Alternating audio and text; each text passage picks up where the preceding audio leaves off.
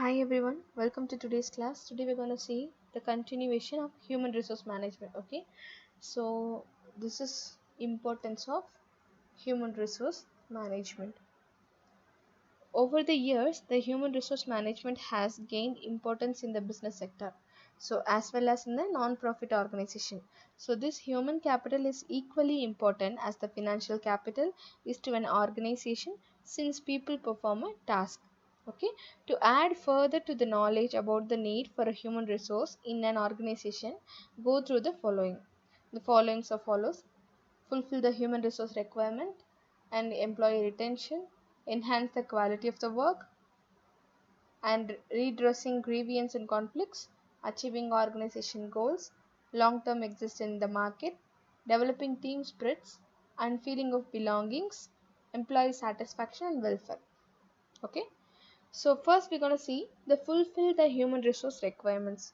So this HRM, okay, human resource management, okay, HRM fills in the gap between the vacancies in the organization and the suitable candidates for such positions. For employee retention, so this HRM not only the functions to acquire a manpower but also concentrate on a maintenance and retention of the human capital. Okay, so this enhance the quality of a work life. It focus on the continuous enhancement of the job facilities, hence improving the quality of the employees work life. Next one is a redressing grievance conflicts. Okay, this means this HRM address the problems among the employees or with the management, since it is essential for any organization to resolve its internal conflicts and the grievances, so to ensure a sound and cooperative work environment. So next one is achieving organizational goals. So to reach the set objectives and target on a time, it is necessary to direct the employees' efforts towards the organizational goal. All this is possible only through the practice of human resource management. And the next one is long-term existence in the market. So as we all know that employees are the inevitable part of any organization. So therefore, to survive in the competition, it is imperative that the organization brings HRM into functioning. And the next one is a developing team spirit and feeling the belongings. So it brings together the different employees as a team to accomplish the goals of the organization. So this also make employees feel valuable to the organization. So this employee satisfaction and a welfare. So this HRM works for a welfare, safety, security of the organization. It is majorly concerned about the level of satisfaction derived by an employee for his job. The next one is challenges of HRM. So this HRM managers go through many obstacles in the management and development of the human resources. So all due to the emergence of a new technology and a changing of political and socio-economic conditions. To get an overview. The next one is a growing employee expectation. Okay, so with the learning, sorry, with the learning of a new skills and better qualification, the employee expectation keep on increasing, and at times it is difficult for managers to meet such high expectations. So and the growing size of the workforce, so this is the growth of the organization, so the workload increases and the number of employees also multiply. This leads to the excessive workload on a human resource manager and the HR team.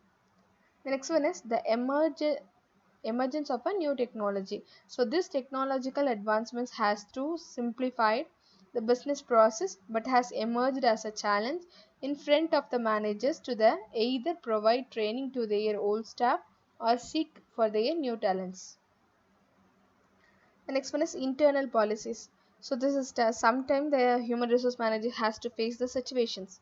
So where employees either missed or influence other employees to restrict them from performing their task. If the problem pertains, the organization may experience employee turnover or a resignation. Resignations. Okay. And next one is a human psychology.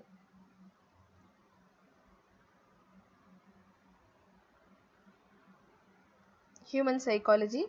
So this means this HRM somehow deals with the human psychology and its impact on the business, so which is a complex system, and unlike the problems related to their physical resources and assets, so have a particular solutions.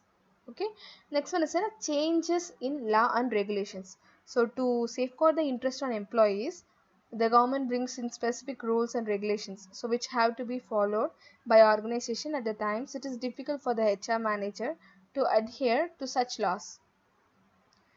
And next one is a maintenance of human relations. So a human resource manager, oh, this is not act as a meditator.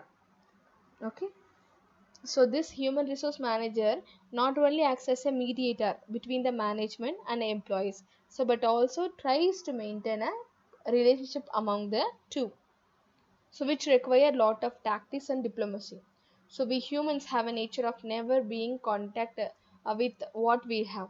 So they always aspire for more. So also the problems related to human resource have a different solutions each time. So this created the need for human resource management. So HRM is a complex process. Therefore, the human resource managers require a lot of patience, careful approach, and diplomatic attitude to handle the human capital of an organization effectively. So managing human resources includes but not to the limited to.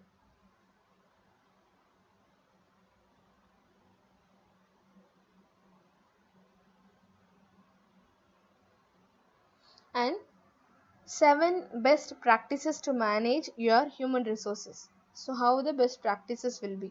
The first one is anticipate future HR needs. So this is a good capacity planning will enable you to identify jobs that need to be filled in the short, medium, long term. So in the following examples, I'm going to tell. Okay, so this is a clear overcapacity of for integration in a July. So since it's only temporary spike, it makes most sense to move some activities around, hire a temporary contractor than to hire a full-time employee. So this long-term vision helps to recruit high person at the right time and allows you to avoid costly layoff and could have been prevented with the right information. So which is regarding the nature of a need. So however, when demand for a given job remains, the red area and hiring is unavoidable. So when you cannot simply recognize your planning, hiring full-time employees would make more sense. And say next one is a manage employee competency and development.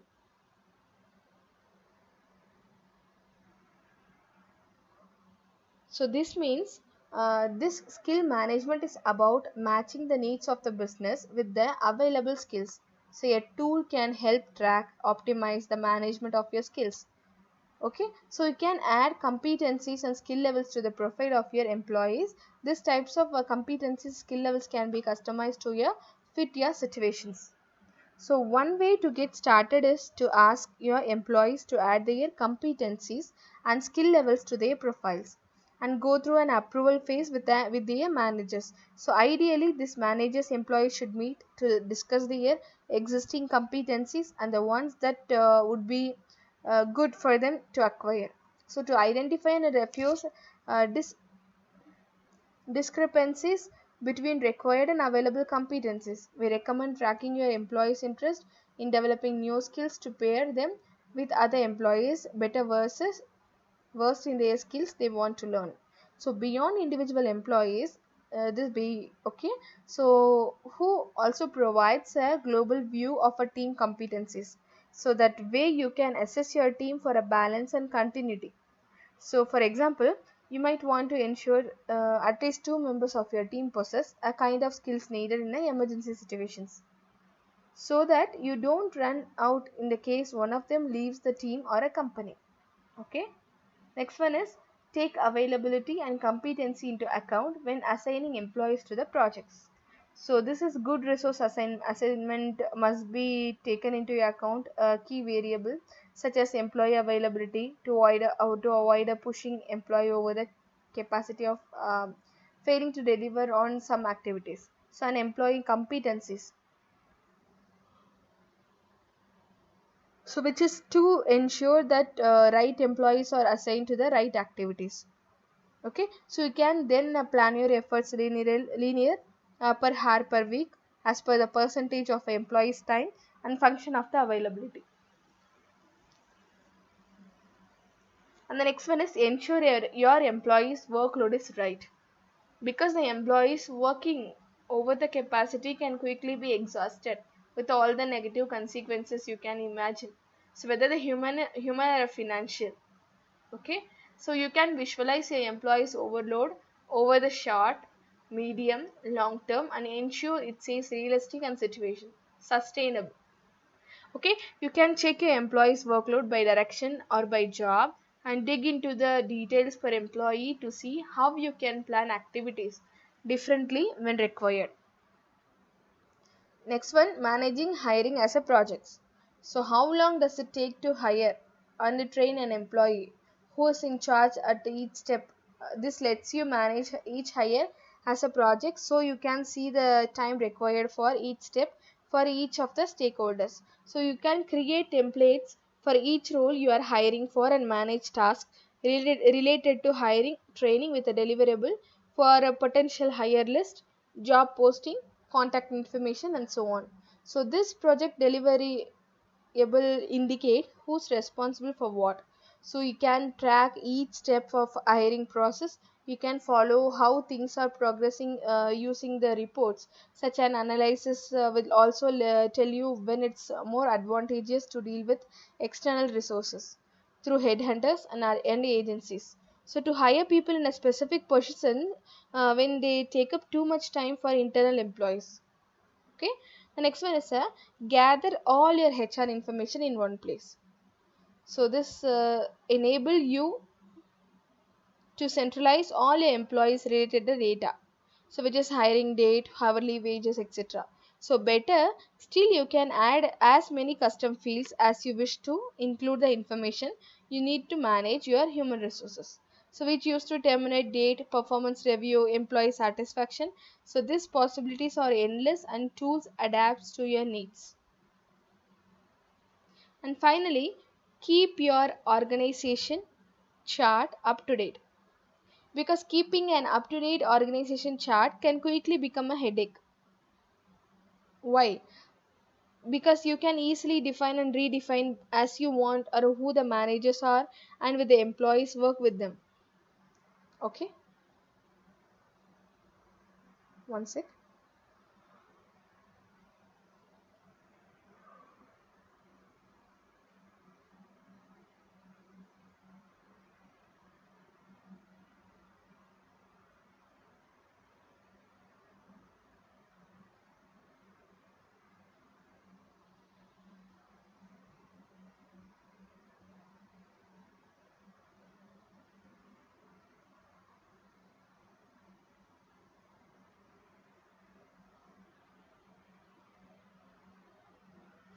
And the next one is project and change management.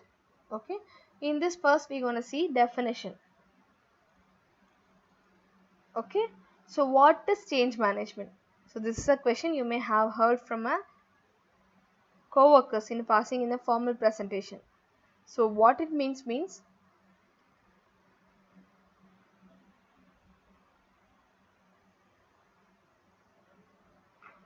in thinking about how to define change management, it is important to provide context related to the other two concepts. Okay, the change itself and project management. So this change management and project management are two critical disciplines that are applied to a variety of organizational changes to improve the likelihood of success and return on investments. Okay, next is the goal of change. Excuse me. So when you introduce a change in an organization, you are ultimately going to be impacting one or more of the following: processes, system, organization structure, job rules. So while there are numerous approaches and tools that can be used to improve the organization, all of them ultimately prescribe adjustment to one or more of your four parts of the organization listed above. So this change typically results as a reaction to specific problems or opportunities the organization is facing based on the internal and external stimulation. So while the notion of becoming more competitive, okay, or a closer to the customer or a more efficient. So which can be motivation to change. At some point, these goals must be transformed into a specific impact on process, systems, organization structures, and job roles. So this is the process of defining the change. Excuse me.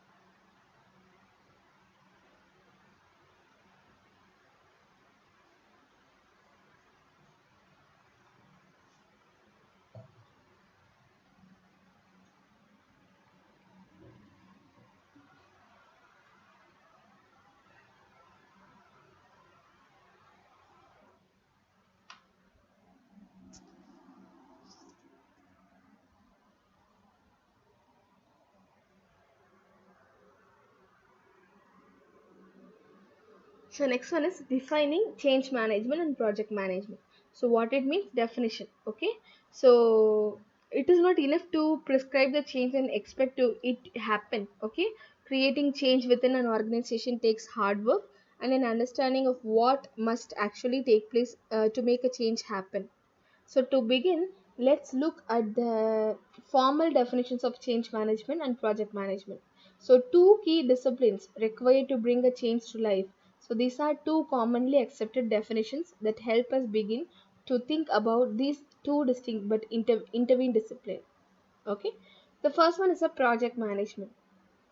So this is the application of a knowledge, skill, tools, techniques to project activities to meet the project requirements. Okay, so this project management is accomplished through the application and interaction of the project management process of initiating, planning, executing, monitoring, and controlling and closing. Okay, and next one is a change management. So this is in the process of tools and techniques to manage the people side to change of to achieve the required business outcome. So this change management incorporate the organization tools which can be utilized to help the individuals to make a successful person transition, resulting in adoption realization of an account. Okay. So by this the goals and objectives which we have to see. Okay. One sec. Before that we have more one diagram, right? So you can go through in a material. So for project management, change management, the three are same. Okay, current, transition, future. So they need to follow the what we are now, what we have to be. Okay, what we are have to be, like that. So as shown, any change to process, system, organization structures, so and our job roles will have technical.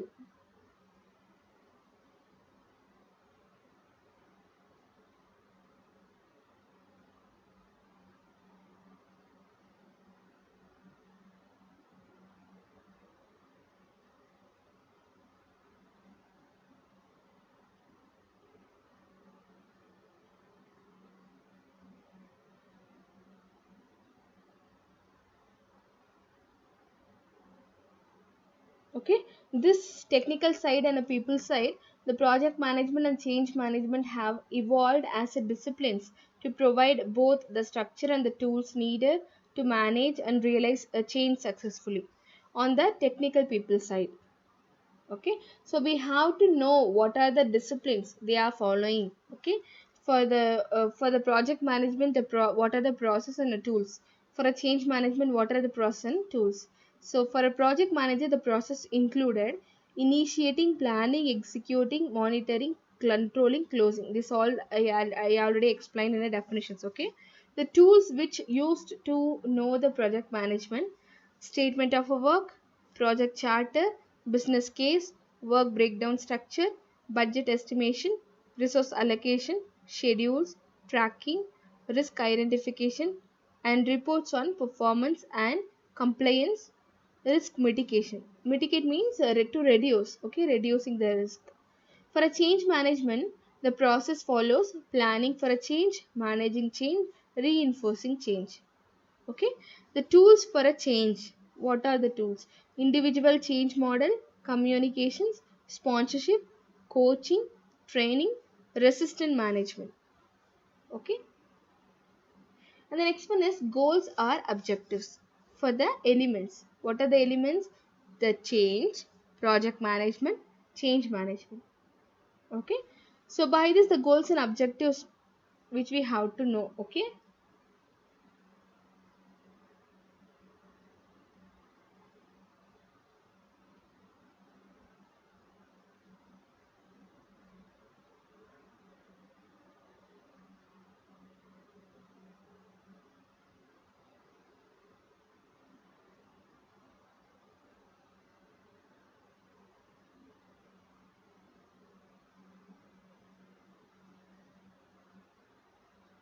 so by this to improve the change, okay, for a goal and objectives, first one is the change. So this change goal means to improve the organization in some fashion, okay, such as reducing cost, improving revenue, solving problems, seizing opportunities, aligning work strategy, streamlining information flow within the organization. And the next one is a project management. So, to develop a set of specific plans and actions to achieve the change given time, cost, scope, constraints, and to utilize the resources effectively, managing technical side of the changes. Okay, and the next one is a change management. So, to apply a systematic approach for helping the individuals impacted by the change be successful by building a support, so by addressing our resistance and developing a required knowledges and the ability to implement the change which used to managing the people side of the change. This is in the change of manner to develop and implement the solution in terms of what needs to be done, due process, the systems, organizational structure and job roles. So the goal of a change. Okay, so by this the management is to help each individual impacted by the change to make a successful transition given what is required by the solutions. Next one is the right amount of a change management is needed. What the right amount needed? Okay,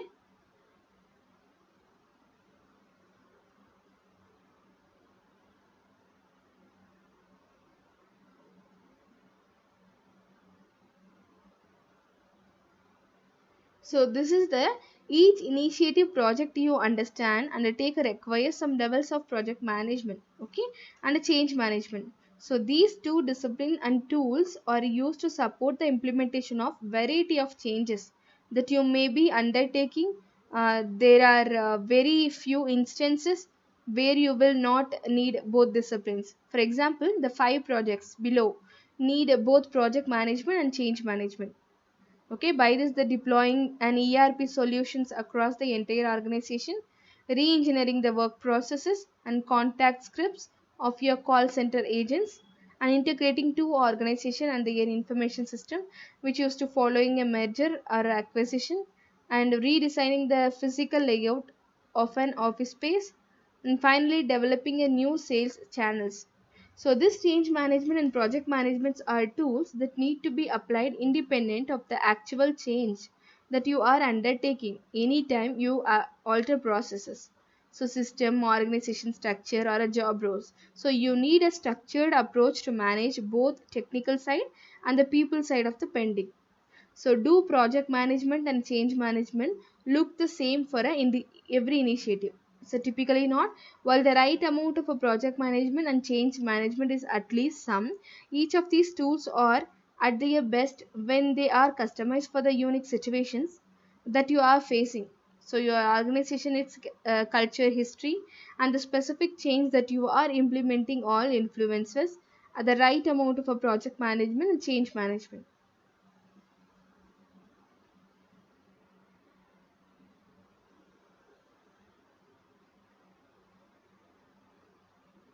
The next one is project and change management. How much project and change management needed? So this change management, uh, actually how much project and change management needed, okay?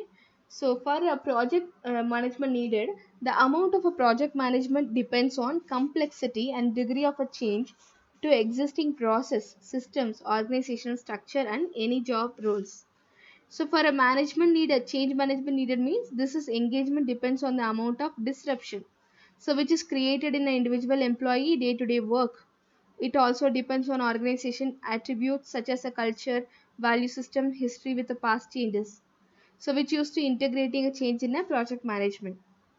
Okay. So then next one is a planning activity. Activities of planning activities for follows. For project managers, activities are identifying the milestones and activities that must be completed, okay, and outlining the resources needed and how they will work together, and defining the scope of what will be part of projects, what will not be. And the next one is change manager, so which use crafting key messages that must be communicated, working with project sponsors to build strong active of senior leaders, making the case of why the change is needed to the employees throughout the organization even before the specific details of the solutions are complete. So the most effective projects integrate these activities into a single project plan. Okay.